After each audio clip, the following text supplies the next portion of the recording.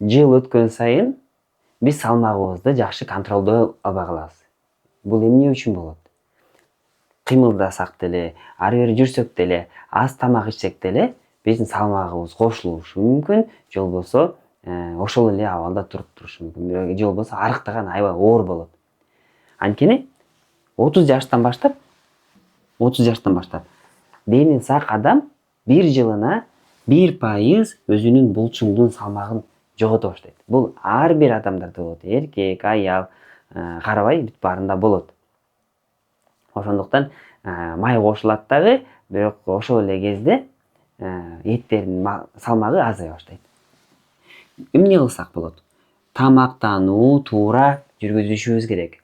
Өзгөчө 30-40 жаштан ашканда биздин тамактануубуз ден соолугубузга аябай чоң таасир этиши мүмкүн. Эгерде сиз жаш кезде жакшы тамак, жаман тамакты тандабай деле жей берсеңиз, ал оңой эле компенсация болуп кетет. Анткени сизде мындай алмашуу процесстери бат жүрөт дагы, анан сизге ал көп деле мындай белгисиз деле болуп калат. Жаман тамак жесеңиз деле ал бат эле жогуп кетет. Бирок 30-40 жаштан баштап сиз жаман тамак жесеңиз, ал ден соолугуңузга дароо эле таасирин тийип атканын өзүңүз сезе баштайсыңар.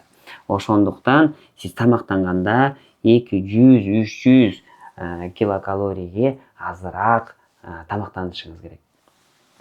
Бул дагы ушу сиздин эмеңизге, майларыңыздын чогулбашына жакшы жол берет. Экинчиден активдүүлүк.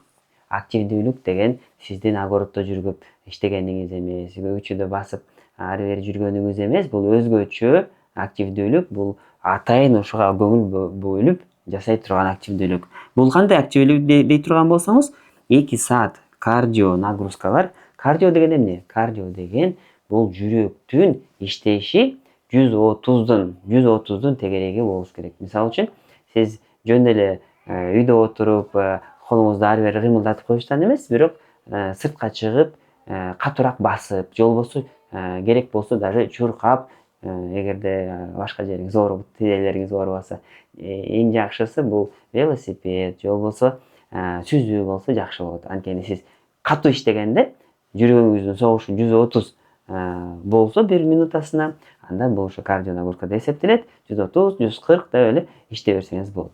Ошондо жумасына 2 сааттан көңүл бурушуңуз керек. Андан тышкары салмактар менен иштөө. Салмактар менен иштөө деген эмне? Бул өзүңүздүн салмагыңызды болобу, бир кошумча салмак болобу, мешок, гантель, штанга болобу, ошолор менен иштеш керек. Эмне үчүн? Анткени ошондой тренировкалар бул булчуңдардын өсүшүнө жакшы түрткү берет. Анткени сиз жыл сайын 1%тен жоготуп атпайсыңарбы? Ошону компенсация кылыш үчүн сиз тренировкаларды жасап турушуңуз зарыл. Кийинкиси бул уйку. Уйку бул аябай чоң маанини ээлейт. Эгерде сиз жаман уктап калсаңыз, бул иммунитеттин түшүшүнө алып келет, маанайыңыздын түшүшүнө алып келет, бул көп тамактанганга алып келет. Ошондуктан уйкуңузду жок дегенде бир күнүнө 6-8 саатка чейин жеткизиңиз.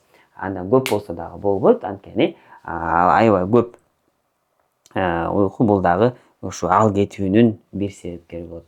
Бир гана уктабастан, бир гана кечке кыймылдабастан ошол эки процессти өзүнүн балансына алып жүрүшүбүз керек. Саламаттуу болуңуздар.